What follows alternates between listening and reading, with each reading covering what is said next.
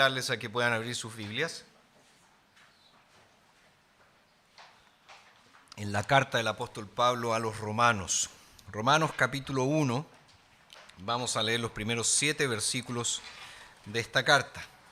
Romanos capítulo 1, verso 1.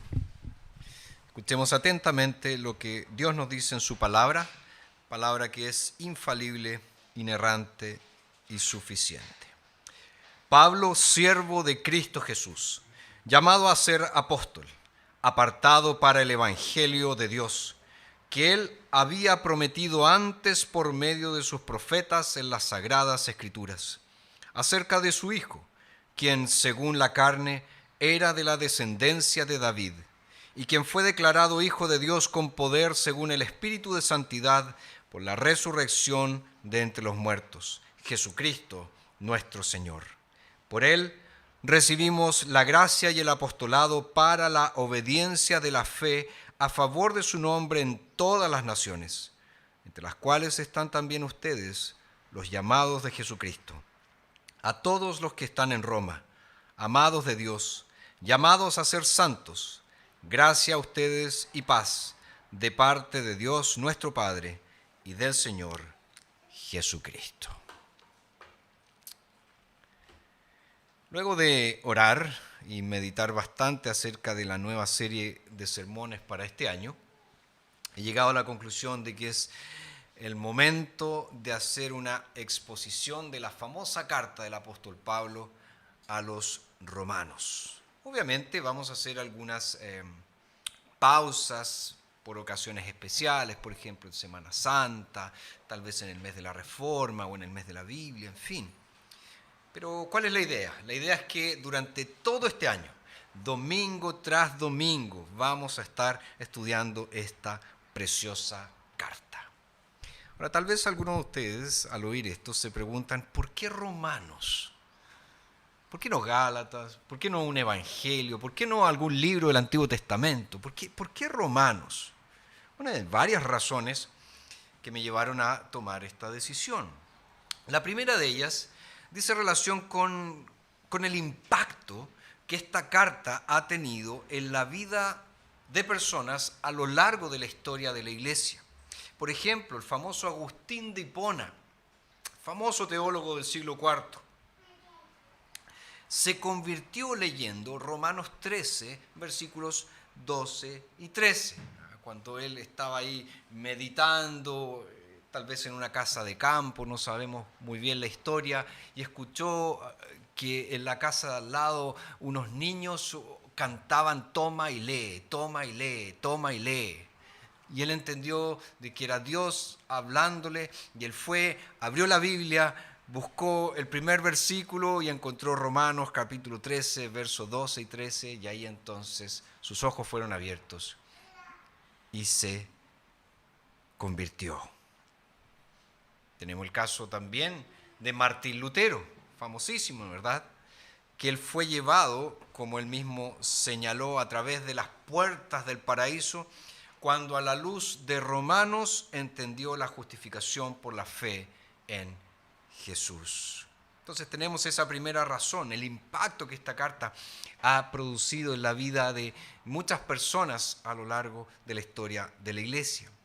Ahora, una segunda razón tiene que ver con lo que Romanos nos proporciona, lo que Romanos nos ofrece. Fíjense que en esta carta nosotros encontramos la clave que nos permite comprender el mensaje central de las Escrituras. De hecho, el reformador Juan Calvino escribió: quien alcance a comprenderla, refiriéndose a la carta a los romanos, habrá hallado en ella la puerta abierta para penetrar hasta el más oculto tesoro de la Escritura. O sea, entender Romanos permite entender toda la Biblia. Y una tercera razón tiene que ver con lo que Romanos puede producir en nosotros. Un comentarista señala lo siguiente: es imposible anticipar lo que puede ocurrir cuando la gente comienza a estudiar la carta a los romanos. Por consiguiente, conviene que los que vienen leyendo hasta aquí se preparen para afrontar las consecuencias de seguir leyendo. Quedan advertidos, dice. Fíjese entonces, estas son algunas razones por las que me ha parecido bien hacer esta exposición durante todo este año. Y es cierto que en la historia de la iglesia muchos mejores, muchos más calificados que yo han hecho lo que me propongo hacer.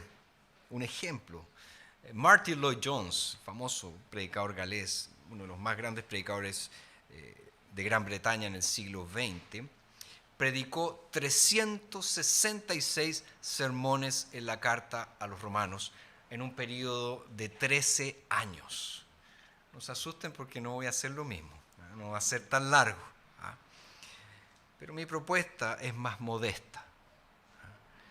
Lo que quiero es que recorramos esta carta desde principio a fin y esperemos en lo que el Espíritu de Dios hará en nosotros y con nosotros. Romanos ha cambiado la vida de miles de personas. ¿Será que puede pasar exactamente lo mismo con nosotros? Pablo es quien escribe esta carta. Y en la primera frase, él se presenta a sus lectores. Y es en esta breve salutación que nosotros encontramos tres verdades muy importantes. Y son esas tres verdades las que yo quiero exponer en el día de hoy. Por lo tanto, nos vamos a enfocar hoy solamente en el primer versículo de esta carta que dice: Pablo, siervo de Cristo Jesús, llamado a ser apóstol, apartado para el Evangelio de Dios. Fíjense que la primera cosa que vemos aquí es que Pablo se presenta como un esclavo de Cristo, como un esclavo de Cristo. Esta carta, al igual que otras cartas del Nuevo Testamento, comienza con una referencia a su autor, con una referencia al apóstol Pablo. Y eso era común en las cartas en aquella época. Bastante diferentes a cómo nosotros escribimos cartas. Bueno, ¿quién escribe cartas hoy en día, verdad? La mayoría escribe mails o mensajes de texto. Cartas ya nadie escribe, solamente los románticos que quieren escribirle alguna carta de amor a su amada o las románticas que quieren escribirle a su amado. Pero ¿cómo nosotros escribimos cartas? Empezamos colocando querido, tanto, es decir, a quién se la estamos dirigiendo. Y al final firmamos y decimos atentamente yo, ¿verdad? Esa es la forma. Bueno, en la antigüedad era diferente. Lo primero que se hacía era identificar a quién escribía la carta. Por eso dice Pablo, porque él es quien está escribiendo esta carta. Y después se daba una pequeña demostración de afecto y terminaba con los remitentes, Romanos o Pedro o Juan o Diego, quien fuera. Entonces Pablo aquí está escribiendo esta carta tal como nos dice la primera palabra que encontramos aquí. Pablo, siervo de Cristo Jesús, llamado a ser apóstol, apartado para el Evangelio de Dios. Y finalmente en el verso 7 dice: a todos los que están en Roma, amados de Dios, llamados a ser santos, gracia a ustedes y paz de parte de Dios nuestro Padre y del Señor Jesucristo. Bueno, me imagino que la mayoría de ustedes conocen algo acerca de este famoso hombre, del famoso Pablo. Su nombre de nacimiento era Saulo, ¿verdad? O Saúl, ¿no? El mismo nombre que el primer rey de Israel.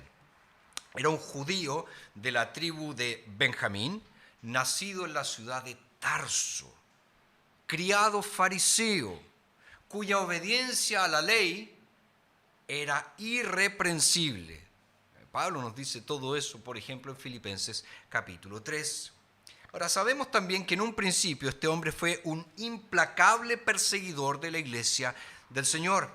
Pero un día, cuando él iba camino a Damasco, recibió una revelación de Jesucristo y a partir de ese momento su vida cambió por completo, cambió absolutamente. Incluso vemos que más adelante su nombre cambió.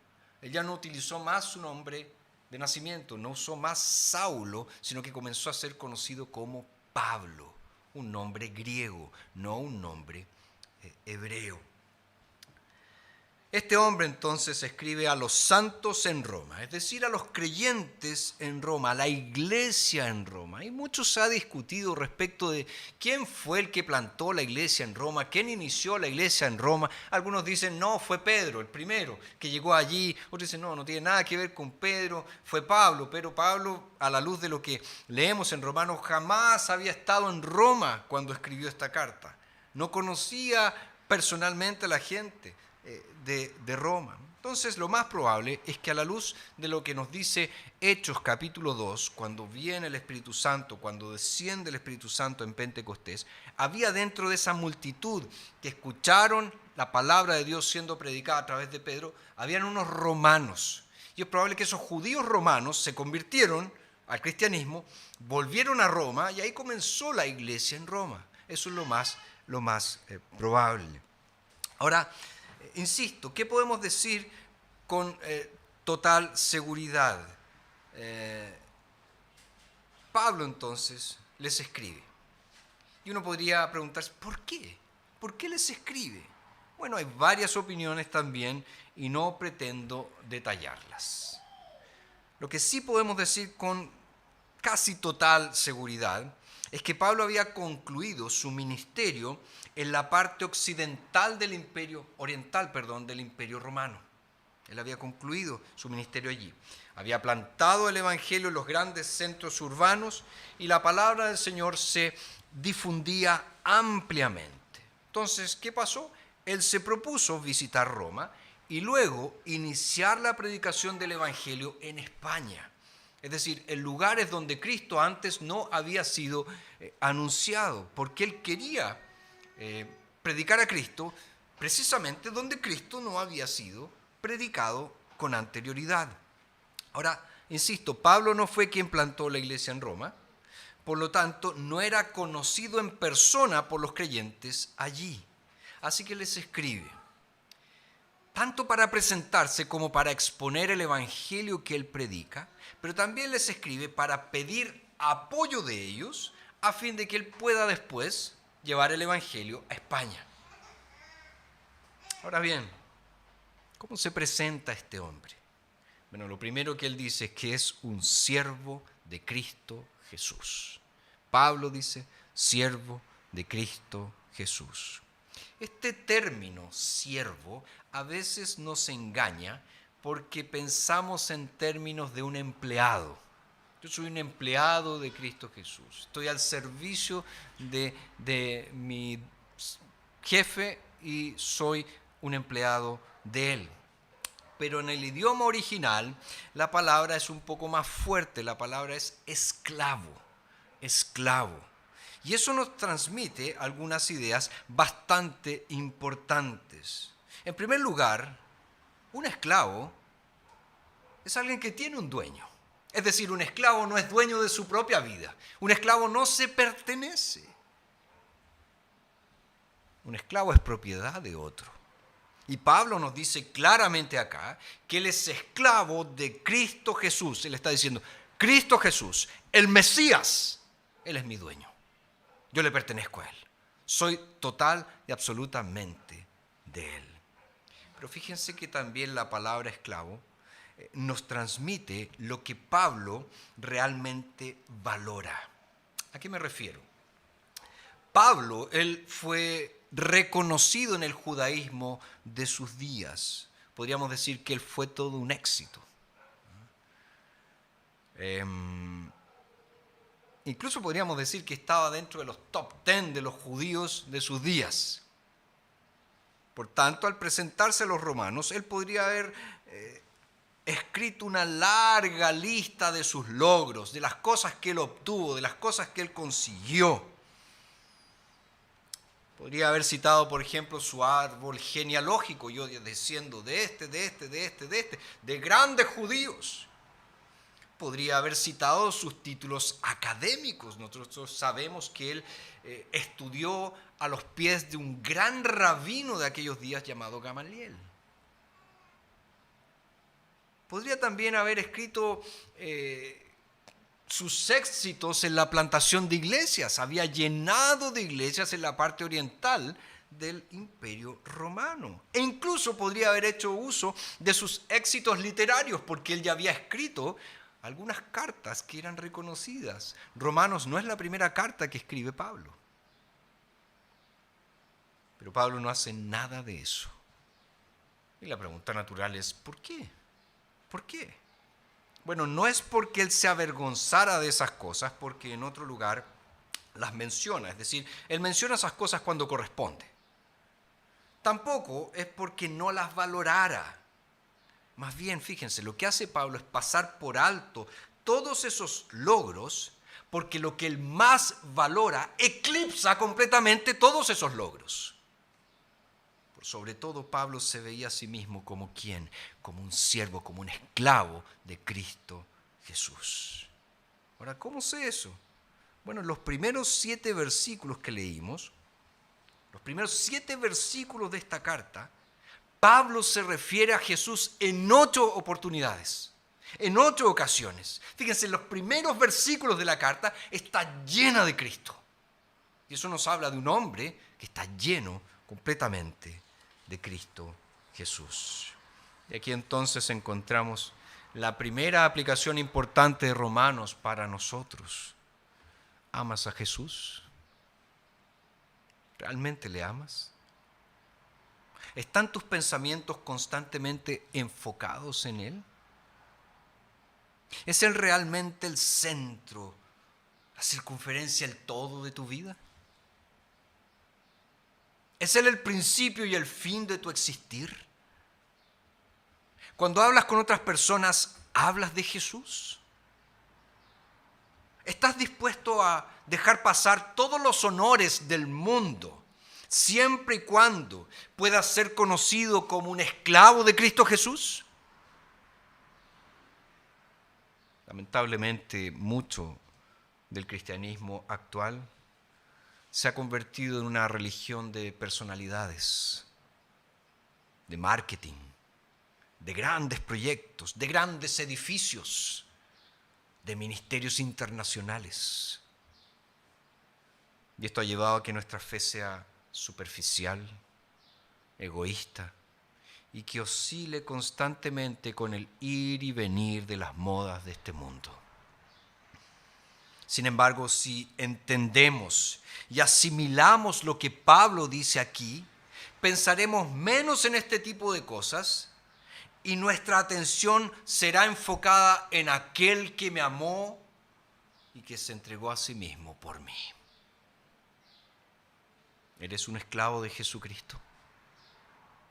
¿Es Jesús realmente lo más importante en tu vida al punto que estimas todo lo demás como nada?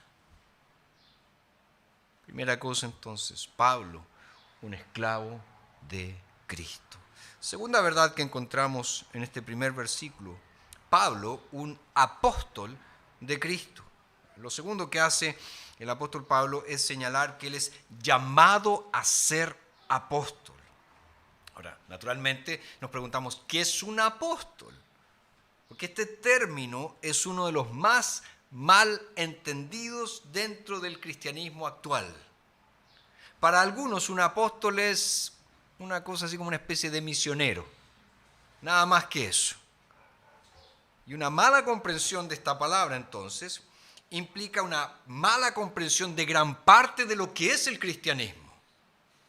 Ahora, el mejor pasaje para entender el significado del término es Hechos, capítulo 1, versos 15 al 26. Están allí los 11 apóstoles y eligen a un 12º para completar sus filas, ya que Judas había traicionado al Señor, Judas se había suicidado. Y Pedro señaló en dicha ocasión que era necesario que el sustituto, es decir, aquel que iba a reemplazar a Judas, hubiera visto al Señor resucitado y hubiera sido elegido por Cristo para ese oficio. Entonces, ¿qué hicieron los discípulos? Nominaron a 2 que cumplían el primer requisito, es decir, que habían visto a Cristo Jesús resucitado.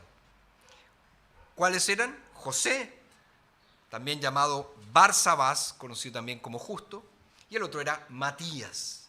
Y luego echaron suertes. Y esa idea de echar suertes era que ellos buscaban la voluntad del Señor, que el Señor manifestara su voluntad y dijera, a este elegí. Y sabemos que la elección recayó en Matías. Entonces fíjense que este episodio nos enseña que un apóstol debía ser entonces testigo de la resurrección de Jesucristo y que también debía ser elegido y capacitado por Jesús para ese oficio. Sin embargo, hay mucho más. Hay mucho más. Sabemos que al final de los evangelios y al comienzo del libro de los Hechos, el Señor da a los cristianos un mandato que nosotros conocemos como la Gran Comisión. Ahora, este mandato implica que todos somos testigos de Cristo Jesús, sin excepción.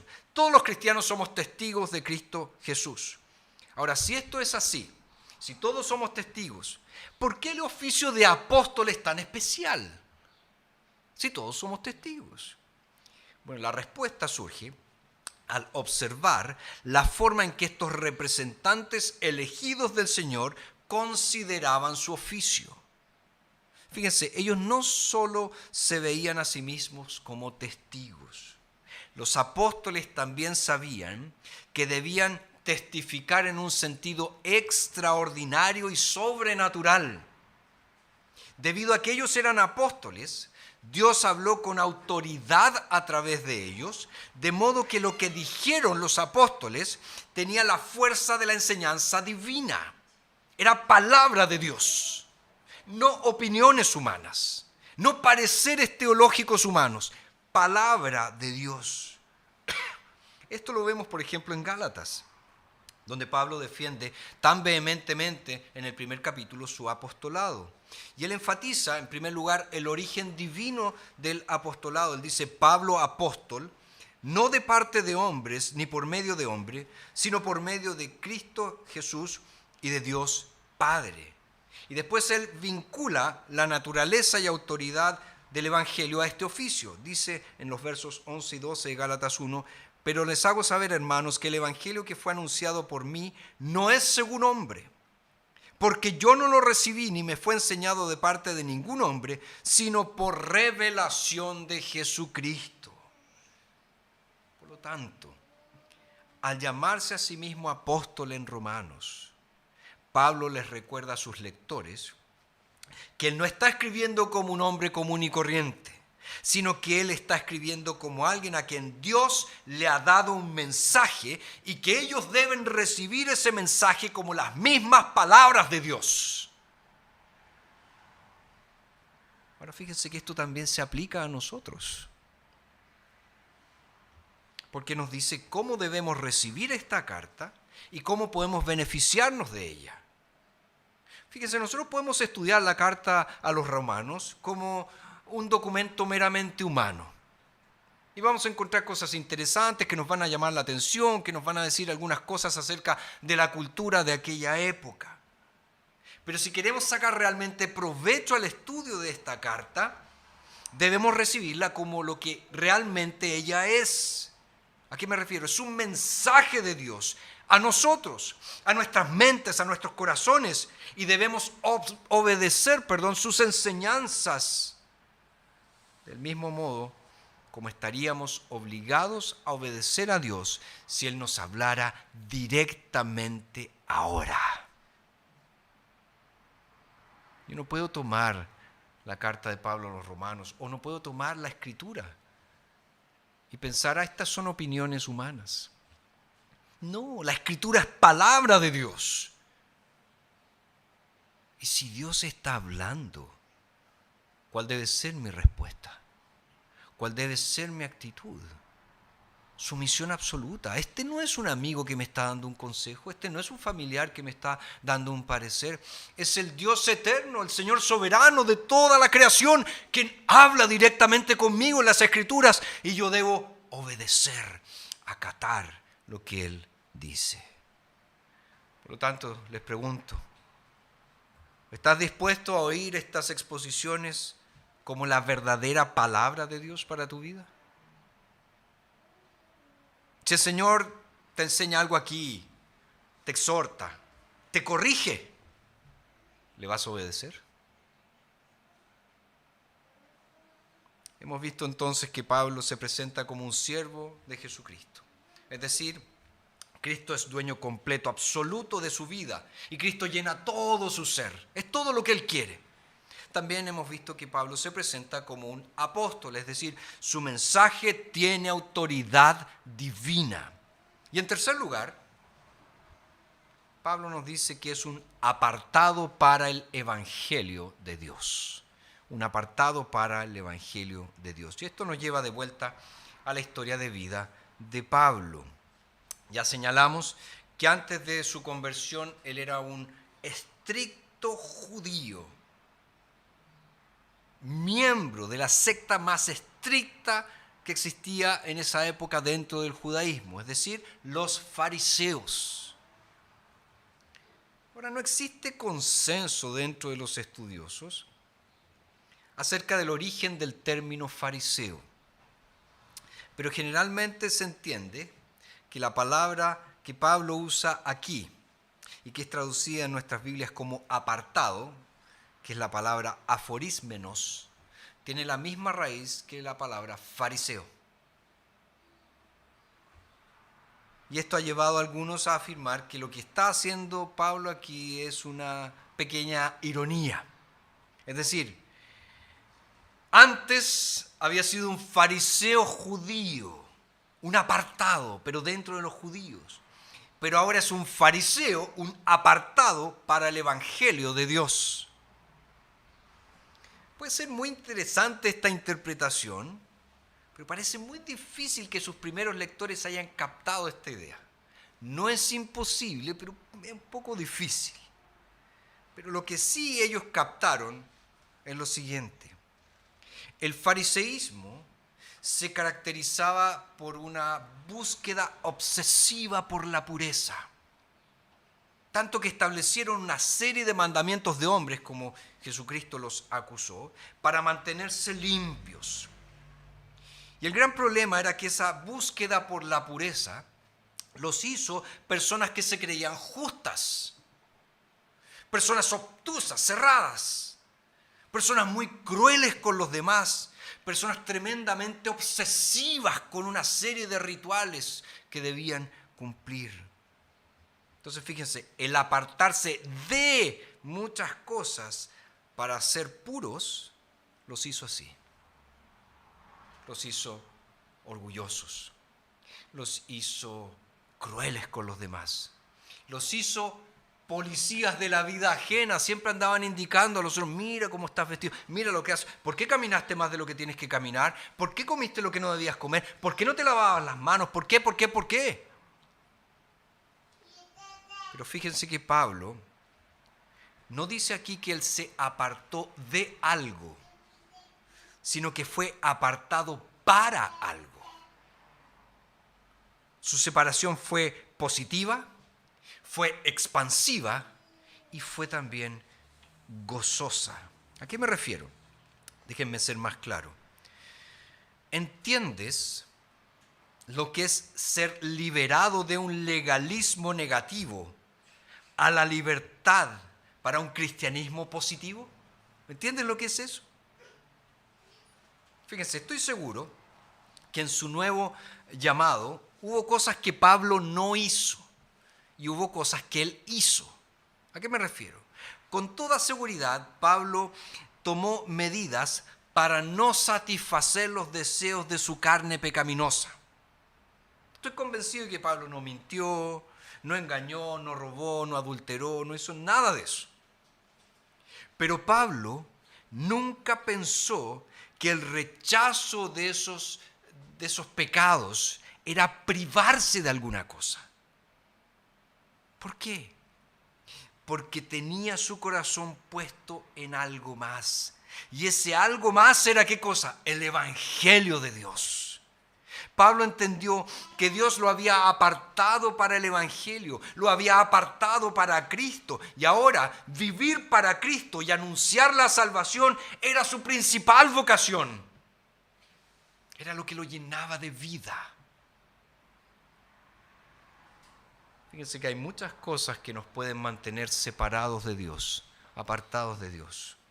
Ciertos pecados, un determinado estilo de vida, querer agradar al mundo, bienes y riquezas de este mundo, la obsesión por la diversión, la obsesión por pasarlo bien. Hay muchas cosas que nos pueden apartar de Dios. Si no nos separamos de esas cosas, es imposible que seamos separados para Dios, porque siempre vamos a estar apegados a esas cosas, siempre vamos a estar poseídos por esas cosas. Pero Pablo fue un apartado para el Evangelio de Dios, para las buenas nuevas de salvación que Dios ha proclamado en Cristo Jesús. Fíjense, el Evangelio es la revelación sobrenatural que Dios ha dado, distinta a su revelación general en las obras de la naturaleza.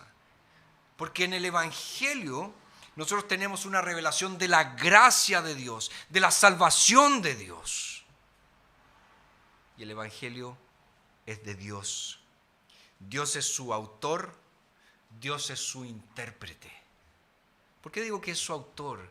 Es su autor porque el Evangelio es tal como Dios lo proyectó en su decreto eterno.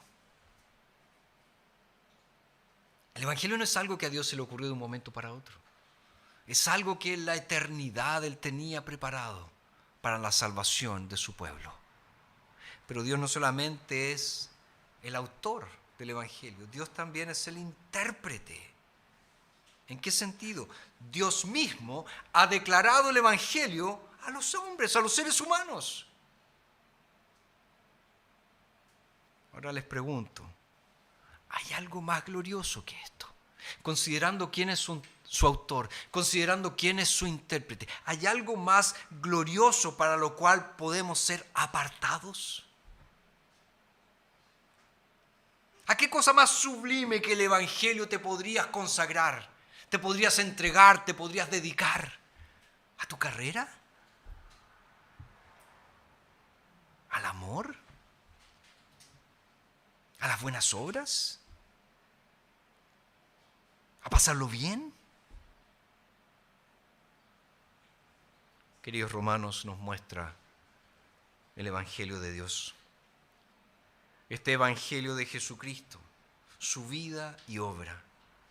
Y si por la gracia el Señor abre nuestros ojos para este glorioso Evangelio, entonces todo cambia, todo es transformado. Ya no soy dueño de mi vida, vivo para Cristo. Ya no vivo para satisfacer mis deseos pecaminosos, vivo para la santidad en obediencia al Señor y a su palabra. Ya no estoy dedicado, consagrado a mis mezquinos intereses. Ahora estoy consagrado, dedicado, apartado para Dios. Quiera entonces el Señor que durante nuestro estudio de esta preciosa carta, estas verdades se hagan realidad en nuestra vida. Y no sé tú, pero yo quiero un cambio. Y ese cambio debe empezar por mí. Oremos. Te agradecemos, Señor, por este precioso Evangelio.